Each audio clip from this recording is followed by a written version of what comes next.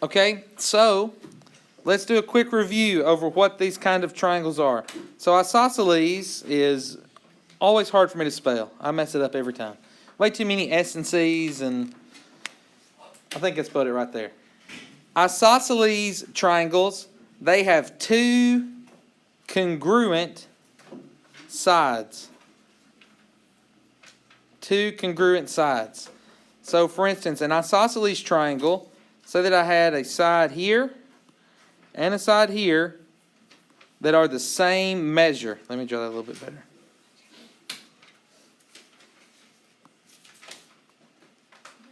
So I didn't do perfect, but that's pretty close. You see how these two sides are the same length?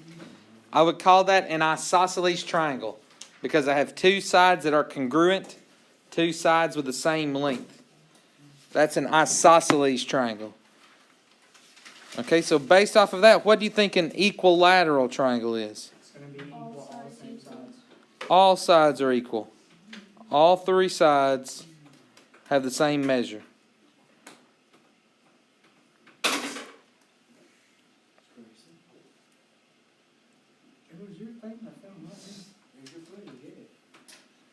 Okay, so we're going to learn a little bit about some of the other properties of these triangles, and we're going to use those properties to solve some problems. So the first question is, how are the base angles of an isosceles triangle related? So again, what does isosceles mean? Two congruent sides. So if I have a triangle that has two congruent sides, then the base angles are the angles opposite those sides. So these two angles that I've drawn there in red, they call those the base angles because they are opposite the congruent sides. So like opposite this side is this angle. Opposite this side is this angle. Always think about the tick marks are pointing towards the angles that are the base angles.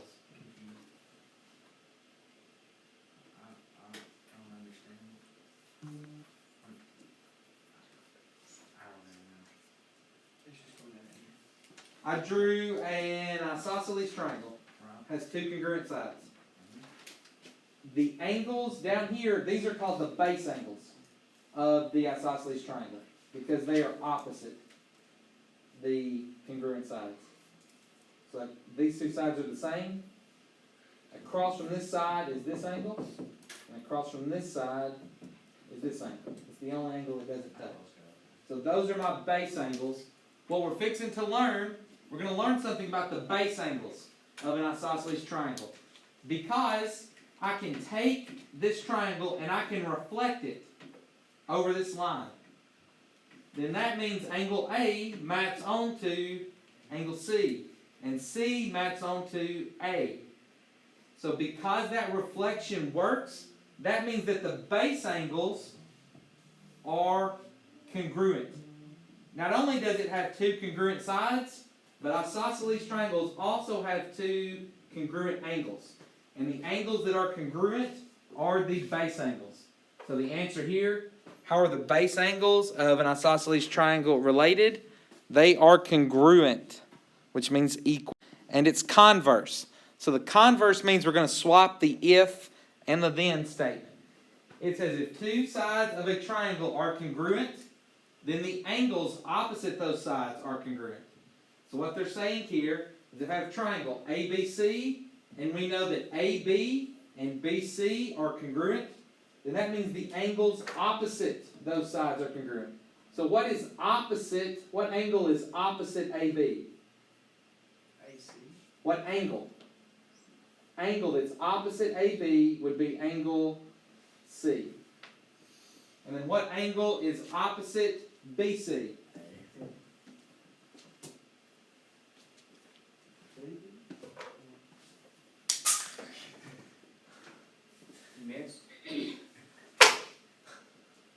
The angle that's opposite BC is angle A.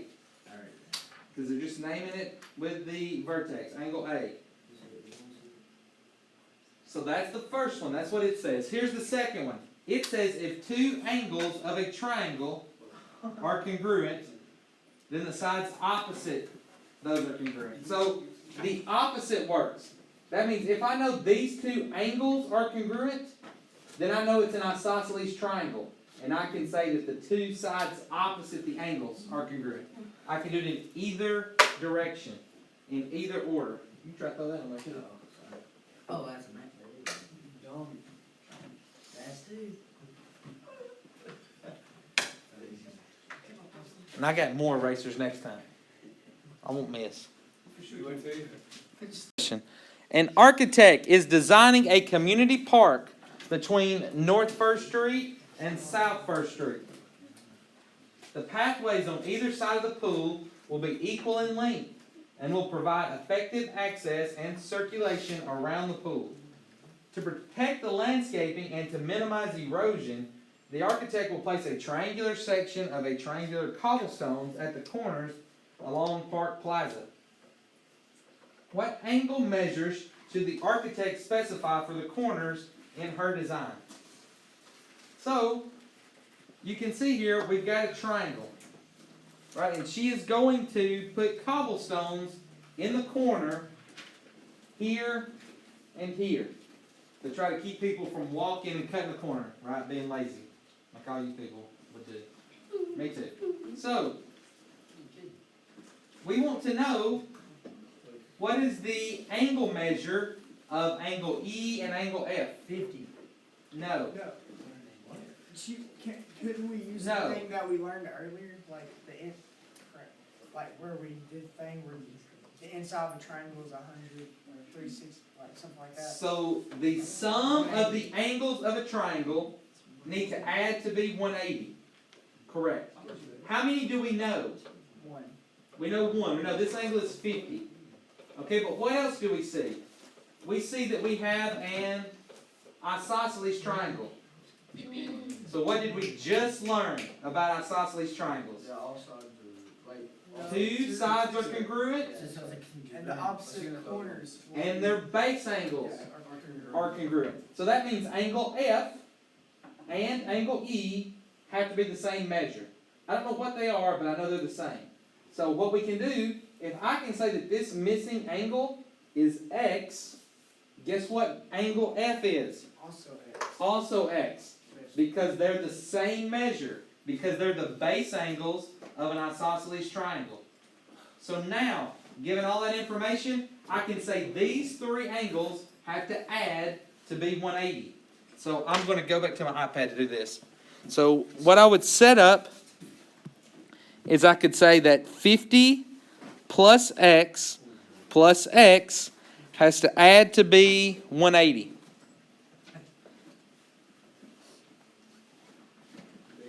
What you did, Dave? Bad boy, Dave? Okay, what is X plus X? Double X? No. 2X.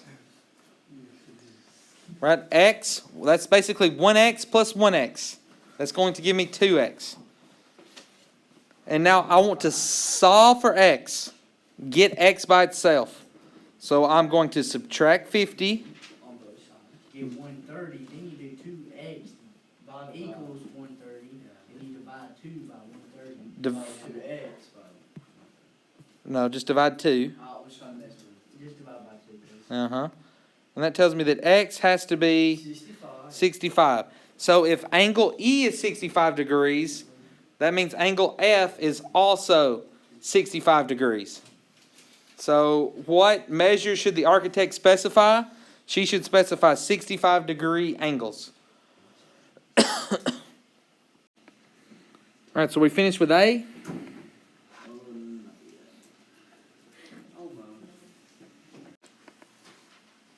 So looking at A, what do we know about A? It's isosceles. It is isosceles. And so isosceles triangles have two angles that are congruent. So in this problem, what is one of the two congruent angles? 28. 28. How do you know 28 is congruent? Because it's the opposite base angle. It is an opposite base angle from this side. right? So my other congruent side is blank. It's here, right? And so I don't know what the other one is. It doesn't tell me. But because it is isosceles, I know this angle is also 28. Even though it doesn't write it on there. It has to be 28 because it's the base angle of an isosceles triangle. So now I know the three angles. 5x plus 9, 28, and 28. They all have to add to be 180. So I could say 5x plus 9 plus 28 plus 28 has to equal 180.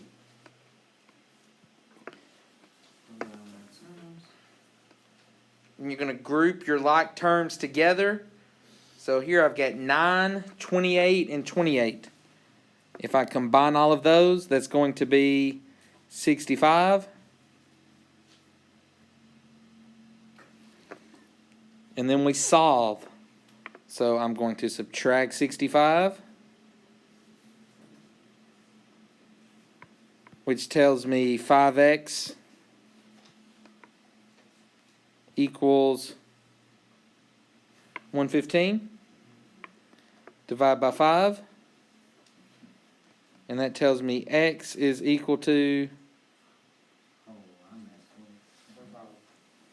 23.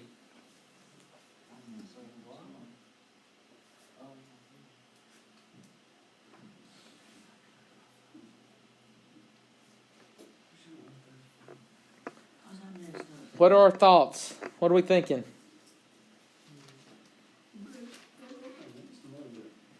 You feel like you can do those? A little bit, yeah. Like some things. This is, like I said, this is what we're fixing to start doing a lot of.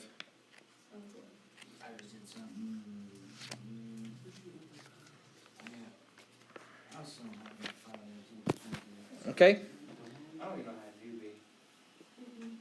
Is you Well, what do we know about B? What kind of triangle is it? It's an isosceles triangle because of these tick marks here. It's an isosceles triangle.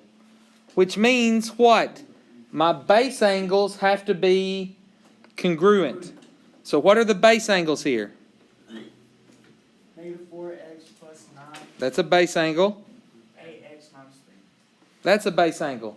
And so what do we know about these two base angles? They are congruent. So if I set up an equation, I can say that these two are Congruent. which means equal. Right? So I can say, well, negative 4x plus 9 has to equal 8x minus 3. So like I told you, the setup is different here. I'm still using the same information, but I'm going to apply it in a different way. Now then, we need to solve. So I'm going to get my x's on the same side. So I would add 4x to both sides. That's the way I would do it.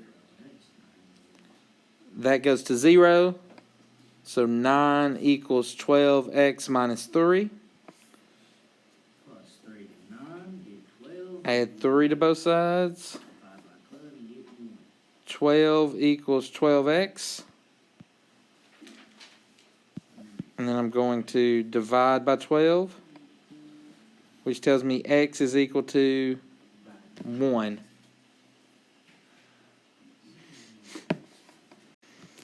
Okay, this time, my x's are being used to identify side lengths.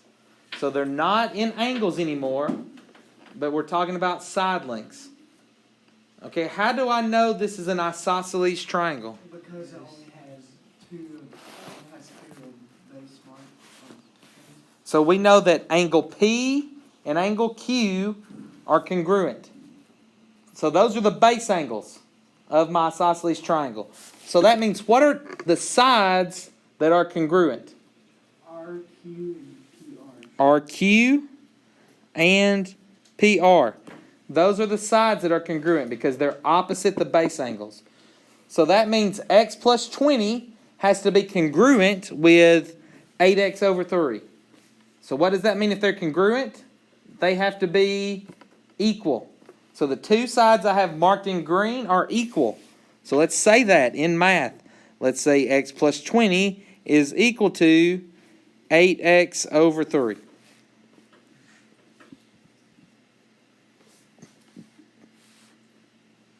So there's different ways we can solve this.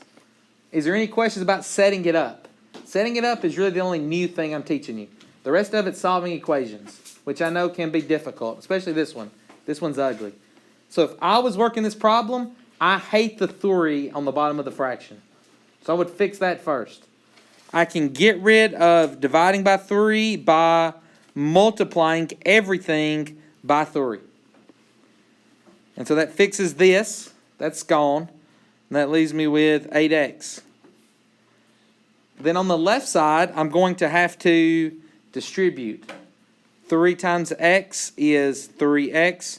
3 times 20 is 60. Now that looks a lot prettier. I can deal with that. So let's get my x's on the same side. So I would subtract 3x. That tells me 60 is equal to 5x. And now get x by itself, so divide by 5. 12. That tells me x is equal to 12. Now the last problems, the question was, what is x? Look at the question here. Is that what it's asking me? No, it doesn't care what x is. It wants to know what's the lengths of all the sides. So now that I have found x, I'm going to take 12 and I'm going to plug it in everywhere I see an x to find all 3 side lengths. Okay? So let's start with side PQ. So if I plug in 12 into PQ, that's going to be 6 times 12 minus 12, which is 60. So we could say that side PQ is 60.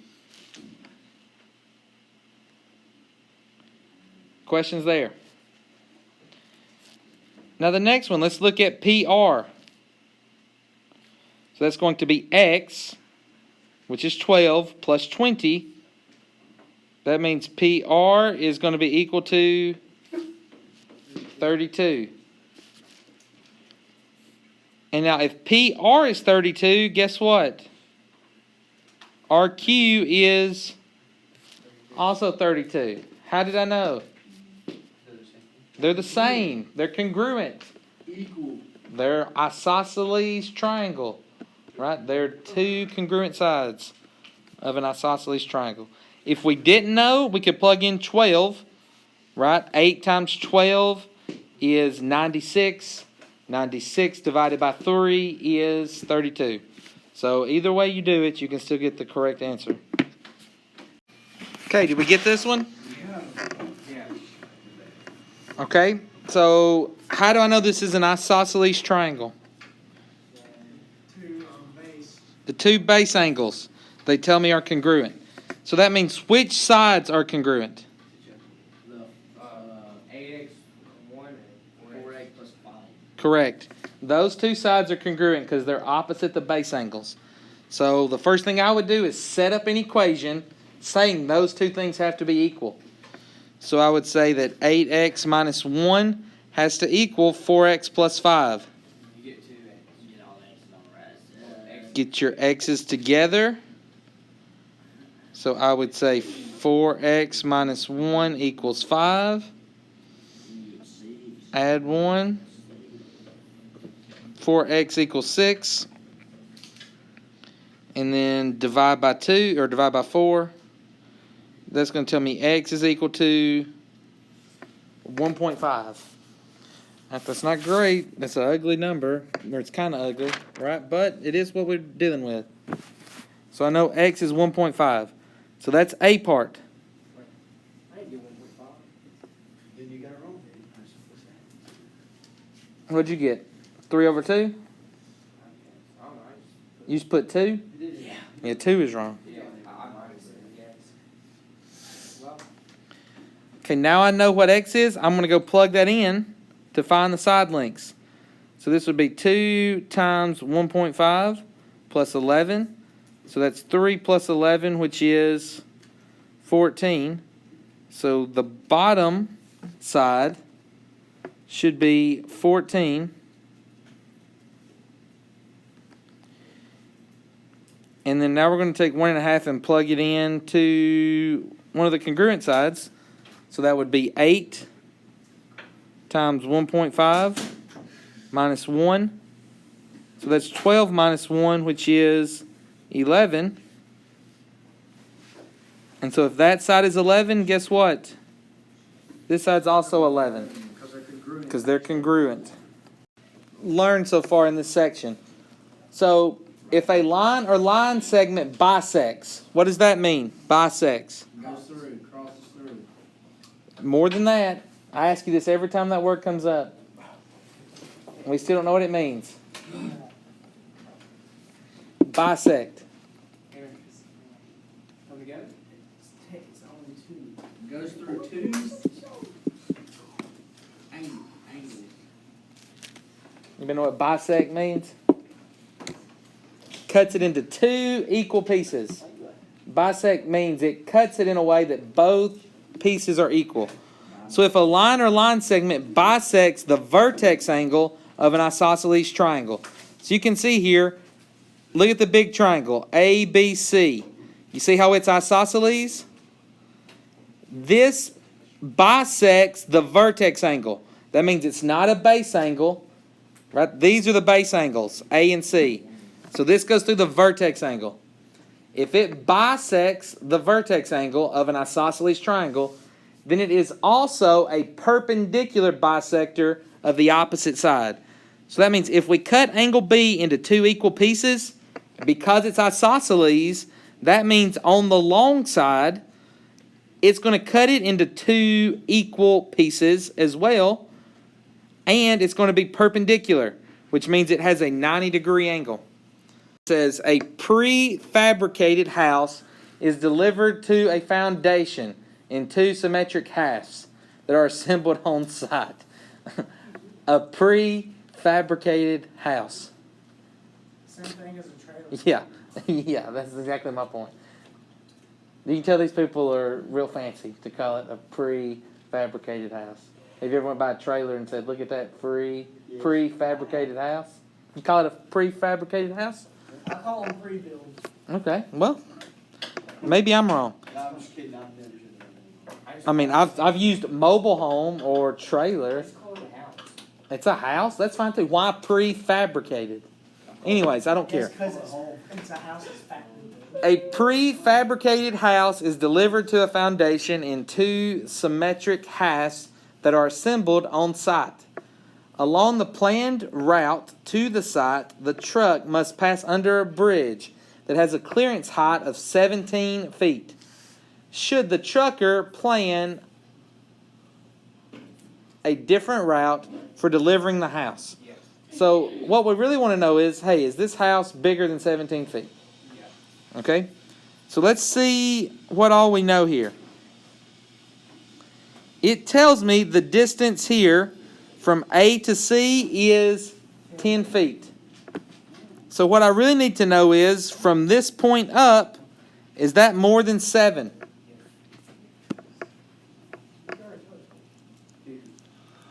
Okay? So let's draw that triangle up top, and let's see what we can figure out. So we've got a triangle. God, I did a terrible job. Let me read you that. That was terrible. Thank you so much for that. Yep, you're welcome. He's gonna go home and try it. Okay, so this is 16, 16. It tells me that this cut it into 2 equal pieces, right? So that means it is also a perpendicular bisector, which means that this side length and this side length have to be congruent. All right, okay. All right.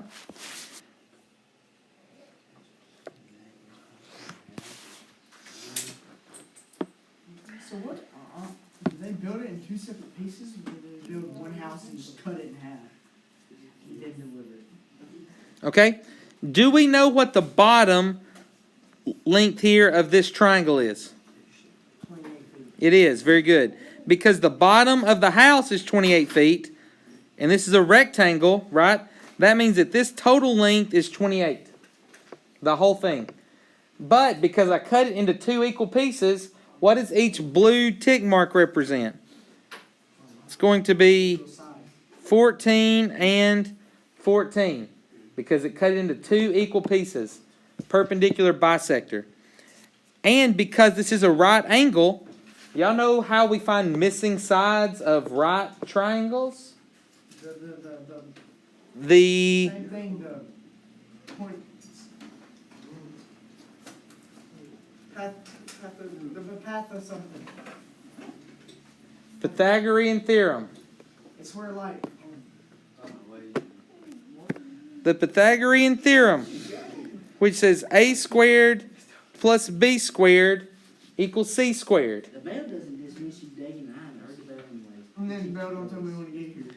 So, have we, I don't even know if we've used the Pythagorean Theorem in here yet. Does that look familiar to you? Have you ever seen it before? Last year. Yeah. Okay. The only thing we found about right triangle is the same inside the triangle circle where you find an angle that opposite. Okay. So, the way we use the Pythagorean Theorem, this here, the C, represents the longest side of the triangle, which is always the side opposite the right angle. So, in this case, 16 is my C, and we can say that 14 is the B, and so then we are looking for A. We want to know the height here, so what is A? So I've got A squared plus B squared equals C squared. And then we simplify. 14 squared is 196. 16 squared is 256 equals A squared. Now we're going to subtract 196 from both sides. 60. That tells me A squared is 60. And then I got to take a square root of both sides. So that tells me A is going to be equal to 7 point. 7. Is that really what it is? Did you put it in your calculator? No, I so I haven't worked on it. Okay. 7.7. So that means that the yellow piece here, the height of my triangle is 7.7. So how tall is this prefabricated house? 7 feet and 7 inches. Now this part is 7.7 feet, but then this part was 10 feet. 10 feet. So it's 7 inches. So in total, it's 17.7 feet. If the bridge has a clearance of 17 feet, will this house fit underneath the bridge? No, it doesn't. So should the trucker plan a different route? Yes, he should. Different route. And how do we know? Because the house is too big. You would scalp the house. You'd lose the top of it if you went underneath that bridge. So we talked about before how isosceles triangles have two sides congruent and they have two base angles congruent. Well, the next kind of triangle we're going to look at is an equilateral triangle. Equilateral triangles have all three sides congruent. Okay? All three sides have the same measure. And also, since all three sides have the same measure, all three angles also have the same measure. It's equilateral and it's equiangular, which means all three angles are the same. So if you think about it, the three angles have to add to be what? 180. 180. So if I have to divide that equally into three different angles, what's each angle going to be in an equilateral triangle? You've got 180 degrees, yep, that you're dividing evenly three times, which means all of my angles in an equilateral triangle have to be 60-degree angles. So that's kind of nice. That makes those kind of problems pretty easy, but also they don't ask it a lot because you know the angles have to be 60 degrees. What we know about the interior angles of a triangle. We said they all had to add to be 180, And in an equilateral triangle, they're all the same. So how could I find the measure of the three angles? Well, if they're all the same, right, then A would be X, B would be X, and C would be X. So we could say when I add all three of these together, I get 180. That means 3x has to be 180. So what is x equal to?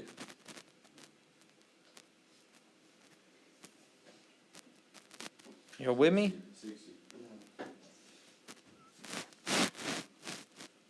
60 degrees.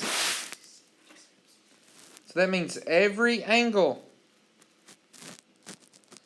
in an equilateral triangle is a 60-degree angle every time, because they all have to be equal. Not only is it equilateral, which means all sides equal, but it's also equiangular, which means all.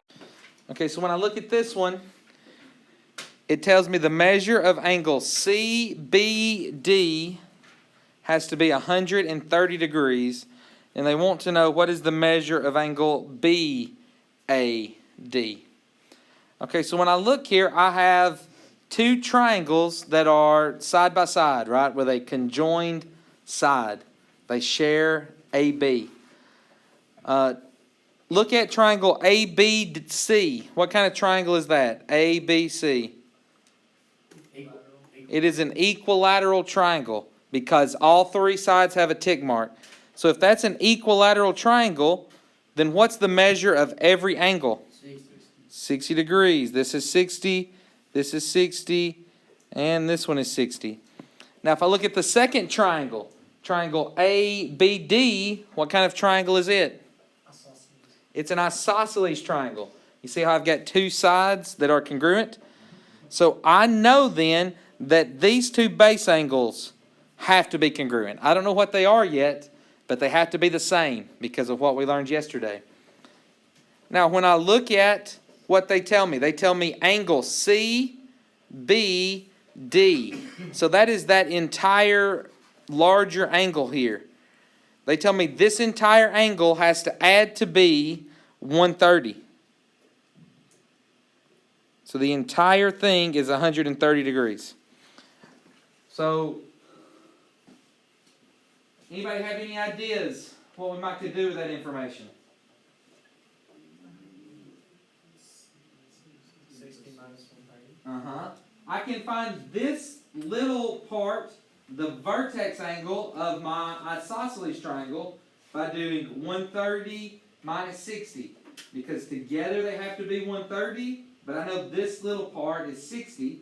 So if I do 130 minus 60, that means that the other part, angle ABD, has to be 70. Okay? Now, the question that they're asking me is, what is the measure of angle BAD? So they're wanting me to find the measure of this angle here, which is one of the angles in the isosceles triangle.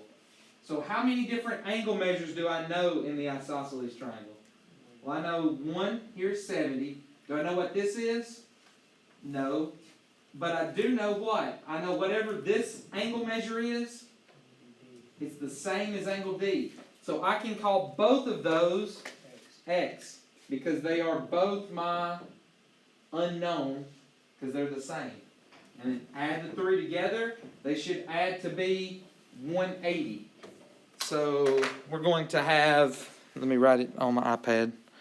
We're going to have X here and an X here, which tells me X plus 70 has to add to be 180. X plus X is 2X.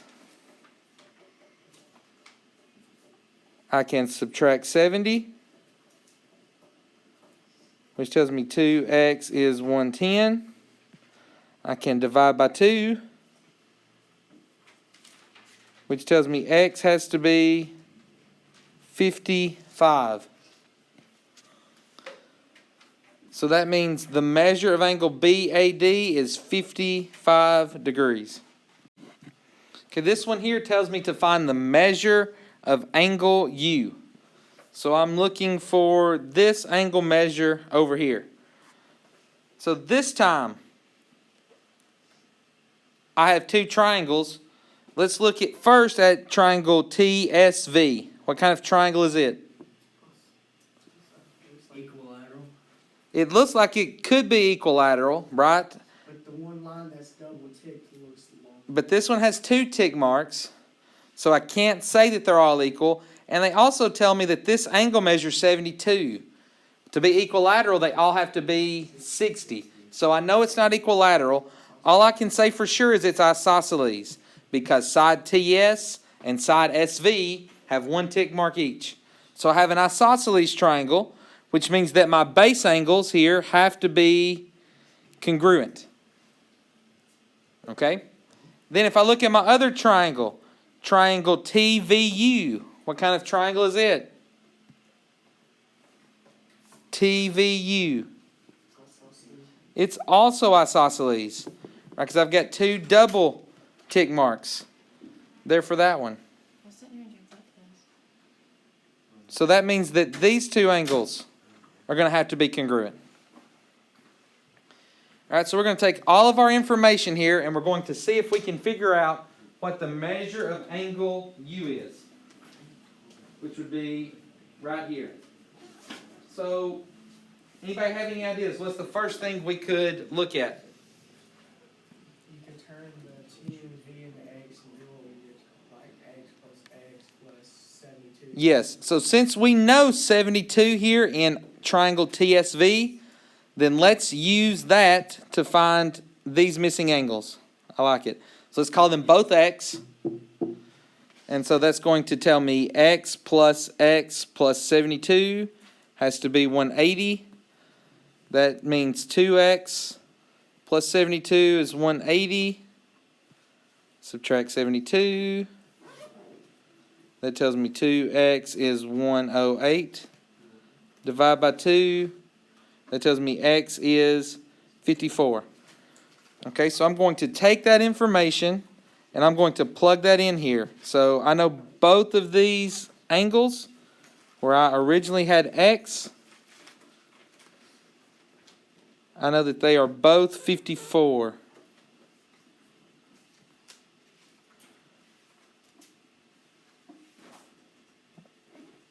Okay, so that's good information, but does that help me find U necessarily? Not yet. I'm still looking for U. Well, how many angles do I know in that triangle? Do I know any of them? No. But is there any way I could find out one of them? You can find out V by just doing 54 minus 1. Why? Because it's a flat line thing that we did a long time ago. Straight angle. These two make a straight line. So together, these two angles have to add to be 180. So if this part's 54, then whatever this added to it has to be 180. So if you do 180 minus 54, like Grayson was saying, 126. So now I know that the big angle in that triangle is 126. Now what else do I know? I know that the two smaller angles have to be the same, so I'm going to call them both Z. Okay? And if I add those three together, I should get 180. So we're going to set up like we did before. 126 plus Z has to be 180. That tells me 2Z plus 126 is 180. 2Z equals 54. Divide by 2. That tells me Z has to be 27. So that means this angle here is 27 degrees, and this angle here is 27 degrees. Since it's asking for the measure of angle U, I found that, and it is 27 degrees.